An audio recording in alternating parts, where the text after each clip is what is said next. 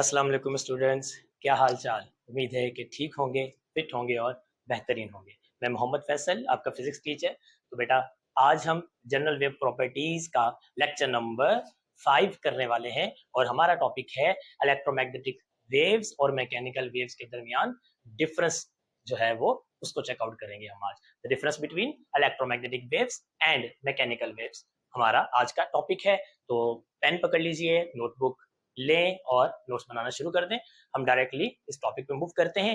बेटा, last time हमने जो लेक्चर किया था, लेक्चर नंबर 4, उसके अंदर हमने ट्रांसवर्स वेव और लॉन्गिट्यूडनल वेव्स के दरमियान डिफरेंशिएट किया था कि लॉन्गिट्यूडनल वेव की क्या प्रॉपर्टीज होती हैं, ट्रांसवर्स वेव की क्या प्रॉपर्टीज होती हैं। तो सेकंड जो मेन डिफरेंशिएशन है वो किसके दरमियान है, वो इलेक्ट्रोमैग्नेटिक वेव्स और मैकेनिकल वेव्स, जिसको इलास्टिक वेव्स बोलते हैं। लास्ट लेक्चर में मैंने आपको बताया था कि इलास्टिक वेव्स का दूसरा नाम मैकेनिकल वेव्स है। तो मैकेनिकल वेव्स, इलास्टिक वेव्स दोनों एक ही वेव के नाम है, तो आपने जहन में रखना है। ठीक है, हम चेकआउट करते हैं क्या प्रॉपर्टीज होती हैं। आई होप कि जबरदस्त तरीके से क्लियर होने वाला है दोनों के दरमियान का difference.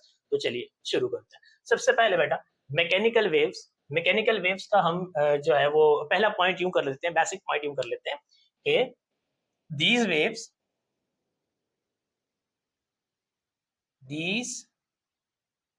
waves require a medium for the propagation. भाई, जब वेव ने मूव करना हो तो उसके लिए मीडियम लाजमी है।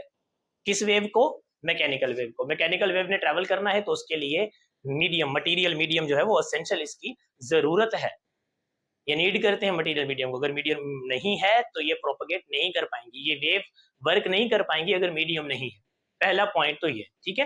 इलेक्ट्रोमैग्नेटिक वेव्स में हम कहेंगे कि ये वो वेव्स हैं जिन्हें मीडियम की जरूरत नहीं होती। ठीक है, हम कहेंगे these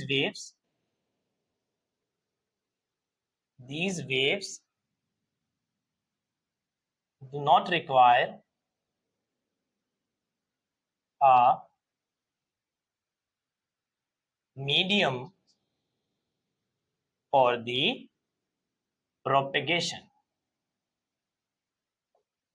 सबसे पहला और बेसिक पॉइंट कि मैकेनिकल वेव्स को मीडियम की जरूरत होती है प्रोपेगेट करने के लिए। EM waves, EM means electromagnetic waves, electromagnetic waves को मीडियम की जरूरत नहीं होती प्रोपेगेट करने के लिए। ठीक है, यहाँ पे बेसिक एक चीज आपको समझा दूं बेटा। देखें, अगर मीडियम मौजूद नहीं है, यानी बिल्कुल खला है, खला मींस स्पेस है, वैक्यूम है, तो उसके अंदर अगर हम ट्रेवल करवाएंगे तो कौन सी वेव ट्रेवल कर पाएगी? वैक्यूम में से, जहां कोई मीडियम मौजूद नहीं है, वैक्यूम है, स्पेस है, बिल्कुल खला है, स्पेस है, तो वहां कौन सी वेव मूव कर पाएगी? आपने देखा, इसी पॉइंट के मद्देनजर आप बता सकते हैं कि सर वैक्यूम में से कौन सी वेव मूव कर पाएगी? सिर्फ और सिर्फ ईएम वेव, इलेक्ट्रोमैग्नेटिक वेव। यही वेव है जो वैक्यूम में से मूव कर जाएंगी, वहां कोई मीडियम नहीं होगा।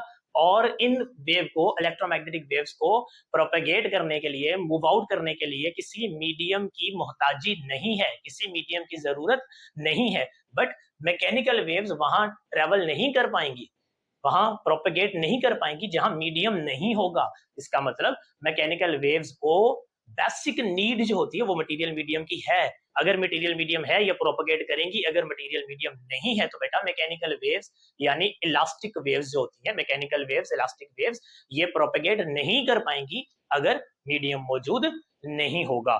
आपने जहन में रखना है इस पॉइंट को। ठीक है, छोटी सी चीज, इलेक्ट्रोमैग्नेटिक वेव्स को मीडियम की जरूरत नहीं है। अगर मीडियम नहीं होगा ये फिर भी प्रोपेगेट कर जाएंगी, अगर मीडियम नहीं होगा तो ये फिर भी प्रोपेगेट कर जाएंगी। ठीक है, अगर मीडियम नहीं होगा तो मैकेनिकल वेव्स प्रोपेगेट नहीं कर पाएंगे। ये बेसिक चीज जो है वो आपके जहन में होनी चाहिए। ठीक है, इसको शाबाश नोट कर लें, जल्दी से चेकआउट कर लें। इसके बाद हम नेक्स्ट पॉइंट ये ले लेते हैं कि these are produced by the vibration of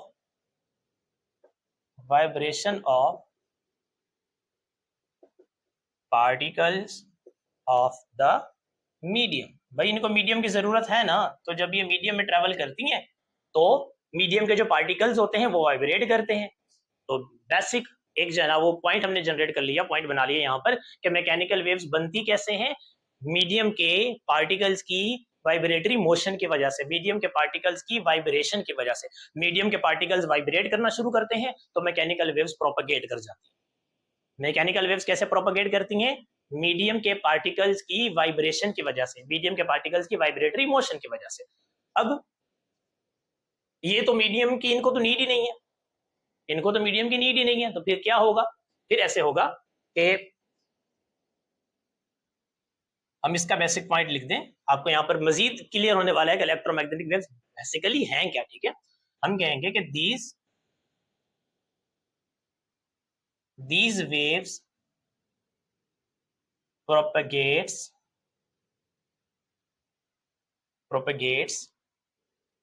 by the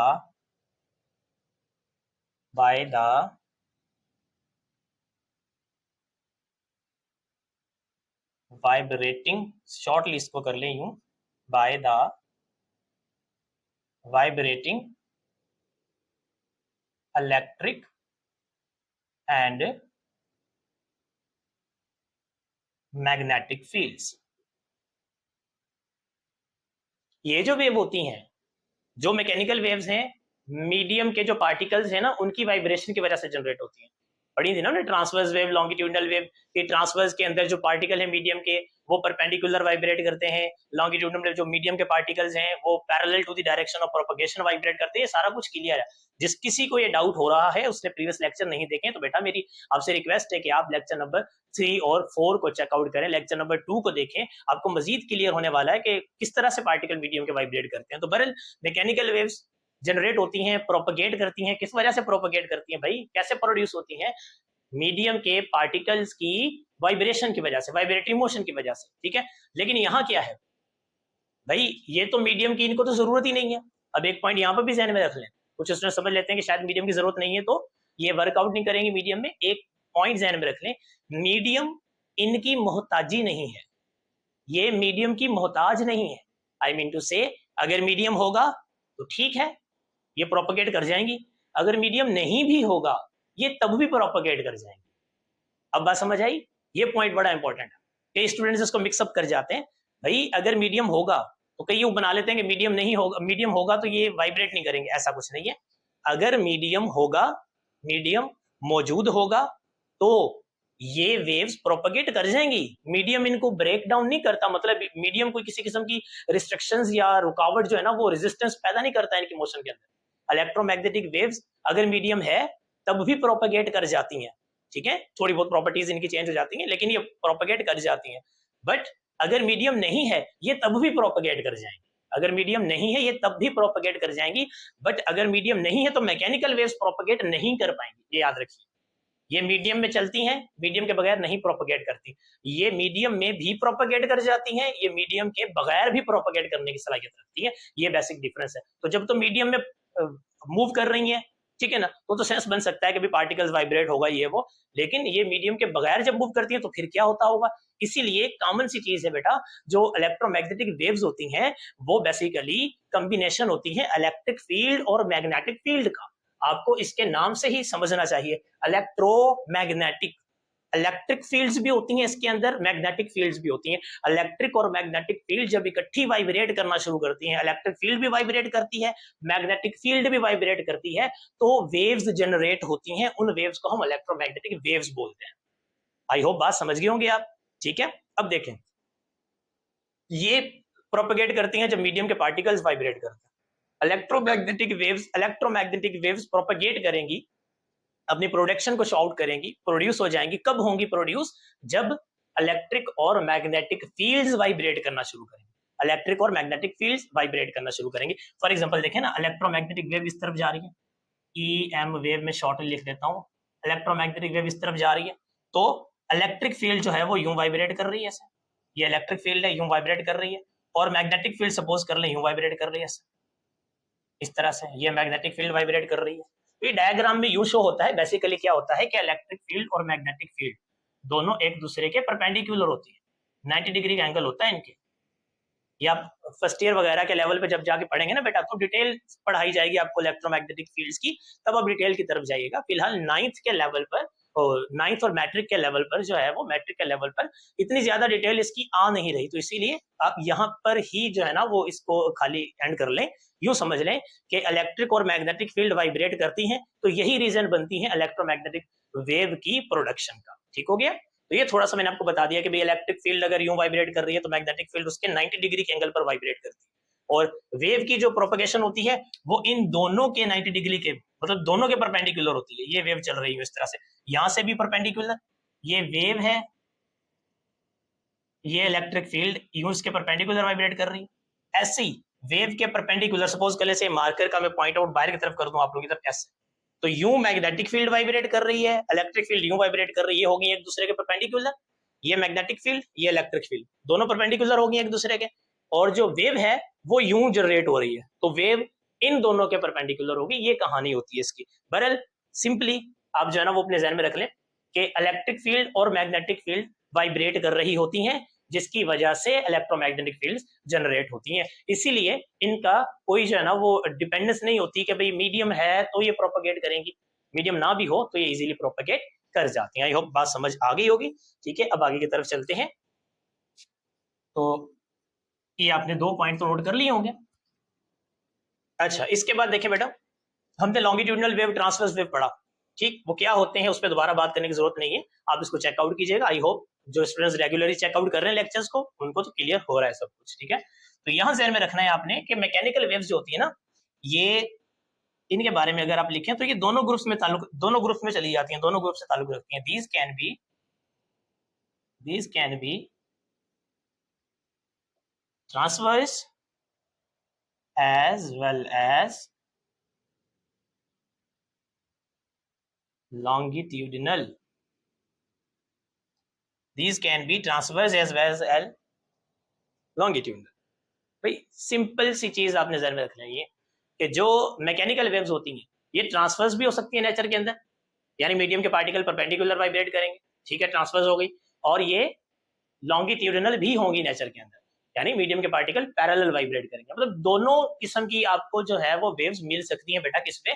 mechanical waves में। आगे मैं एग्जांपल लिखवा रहा हूं आपको, जैसे कि waves on the surface of water देखें, वाटर पे सरफेस यूं, वाटर के सरफेस पे वेव यूं बन रही होती है ना, ऐसे इस तरह से, यानी क्रस्ट और ट्रफ बना रही होती हैं, हम पढ़ चुके हैं पीछे। तो वो वाटर के केस में जो वेव बनती हैं, waves on the surface of water, वो भी मैकेनिकल है, क्योंकि वाटर मीडियम है ना, मीडियम के अंदर बन रही है ना, तो वो कौन से ग्रुप में होंगी? क्रस्ट ट्रफ बन रही है तो ट्रांसवर्स।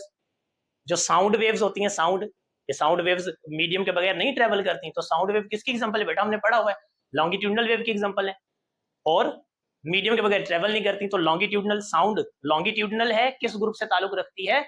मैकेनिकल वेव्स के, कि साउंड सिर्फ मीडियम के अंदर ही ट्रेवल करती है। इस तरह से आपने ध्यान में रख लेना है कि मैकेनिकल वेव्स में ट्रांसवर्स वेव भी जनरेट हो सकती हैं और लॉन्गिट्यूडनल भी जनरेट हो सकती हैं, लेकिन इलेक्ट्रोमैग्नेटिक वेव्स होती हैं सिर्फ और सिर्फ ट्रांसवर्स होती है। ठीक है, these are always ट्रांसवर्स, ये हमेशा ट्रांसवर्स होती हैं, यानी इलेक्ट्रोमैग्नेटिक वेव्स जो भी होंगी उनके अंदर क्रस्ट ट्रफ वाली जो है ना वो स्टोरी बनेगी, सारी की सारी क्रस्ट बनेगी, ट्रफ बनेगी, क्रस्ट बनेगी, ट्रफ बनेगी। कंप्रेशन, रेयरफेक्शन वगैरह का जो हिसाब किताब है सारे का सारा बेटा वो इलेक्ट्रोमैग्नेटिक वेव से उसका दूर दूर तक कोई ताल्लुक नहीं है, because electromagnetic waves are always transverse in nature, हमेशा ट्रांसवर्स वेव होती है। कोई कहे कि भाई ये फलां वाली जो है ना वो वेव है, क्या इस वेव के अंदर, जैसे radio wave for example, electromagnetic wave की एग्जांपल होती है रेडियो वेव। कोई पूछे कि रेडियो वेव के अंदर जो कंप्रेशंस और रेयरफेक्शन बनती हैं वो किस तरह की होती हैं, तो सीधा सा जवाब भाई रेडियो वेव एग्जांपल है इलेक्ट्रोमैग्नेटिक वेव की, और इलेक्ट्रोमैग्नेटिक वेव में कंप्रेशन रेयरफेक्शन होती ही नहीं है, बिकॉज ये तो ट्रांसवर्स होती है नेचर में। क्रस्ट ट्रफ की बात करें आप, क्रस्ट ट्रफ होती है, समझ गए बात को? ठीक है, ये तीनों पॉइंट्स आप नोट कर लें, फिर इससे आगे चलते हैं।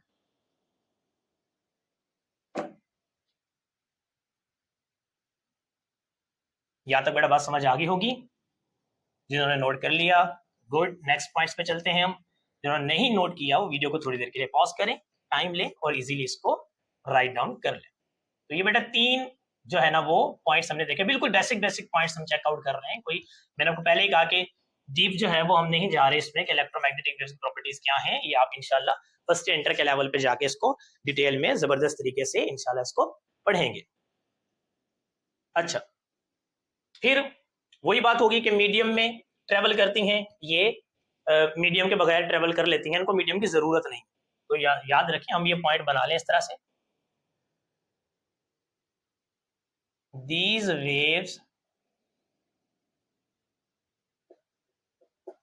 waves cannot travel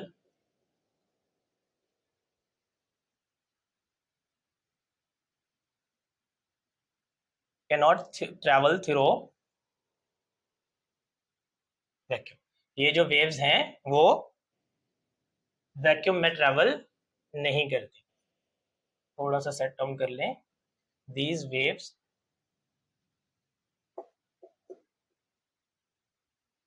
I think अब सही नजर आ रहा होगा, these waves cannot travel through vacuum. ये वैक्यूम में ट्रेवल ही नहीं करती, इनकी तरफ से पूरी पूरी बिल्कुल साफ जो है ना वो क्या बोलते हैं उसको, चिट्टी जो है ना वो ना है, ये बिल्कुल ट्रेवल नहीं करने वाली वैक्यूम के अंदर। भाई ये कहते हैं कि भाई मीडियम होगा तो हम चलेंगे, जैसे कुछ लोग होते हैं ना उनको पैदल चलने से बड़ी एलर्जी होती है, समझ लें बहुत ज्यादा एलर्जी है उनको पैदल चलने से, तो वो यहाँ से उठ के वहां पर भी जाएंगे तो ढूंढेंगे पहले भाई कोई बाइक वगैरह निकालें घर से बाहर, पहले निकाल के फिर उसको किक आउट करके फिर आगे मूव करके जाएंगे किक लगा के, बड़ा जोर एनर्जी लगानी पड़ेगी। लेकिन उनसे इतना नहीं होगा, हम 4 कदम जो है वो पैदल चले जाएं, बाहर निकल कर अगर जाना है तो चक्कर लगाएं, तो वो काम जो है वो मैकेनिकल वेव के बस का नहीं है। मैकेनिकल वेव खला में, स्पेस, वैक्यूम में ट्रेवल नहीं करती, इसको लाजमी मीडियम की जरूरत होती है। लेकिन यहां पर हम बात कर लेंगे कि ये ट्रेवल करते हैं, हम कहेंगे दीज कैन ट्रेवल, बल्कि इसको यूं कर लें, these waves travel through vacuum with a, अच्छा ये सिर्फ वैक्यूम में मूव नहीं करती बल्कि बहुत ज्यादा स्पीड से मूव करती हैं, vacuum with a very high speed।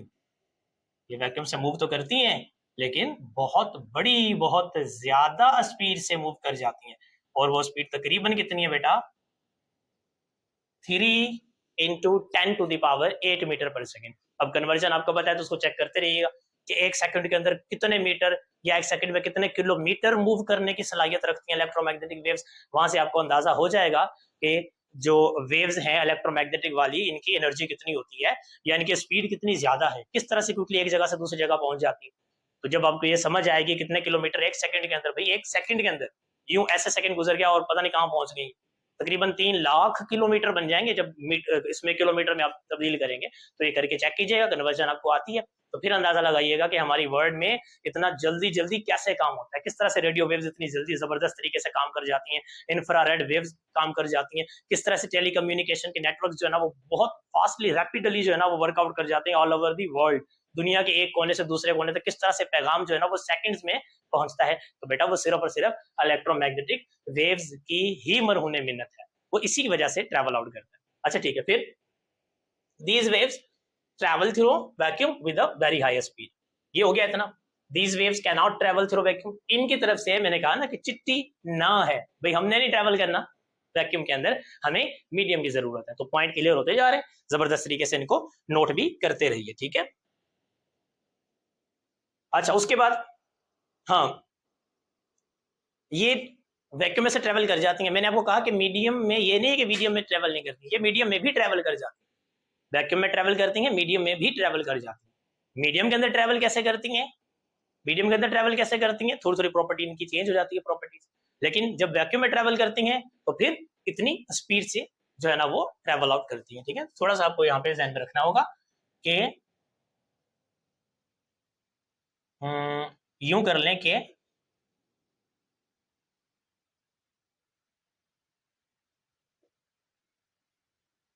traveling in a medium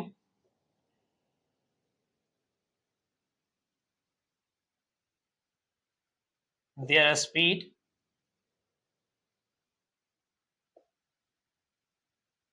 depends upon the physical properties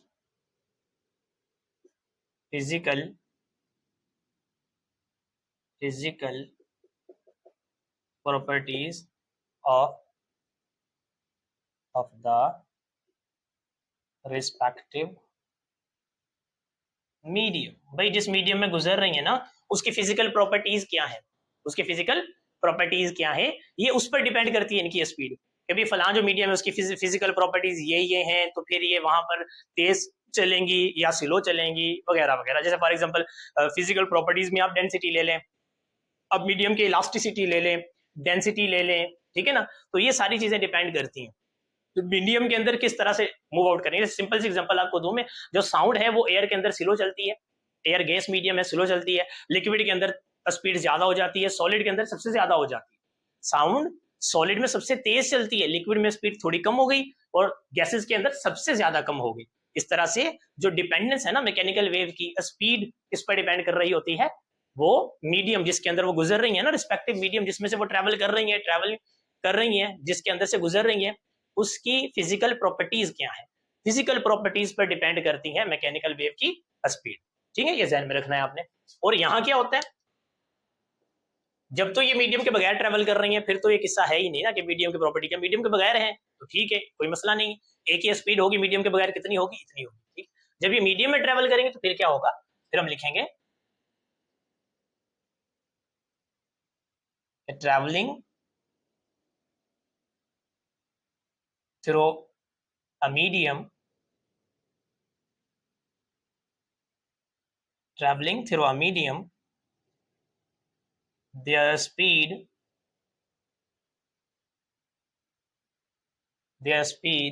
depend upon the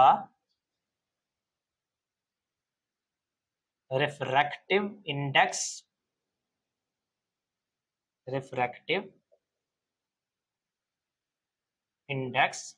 of the respective medium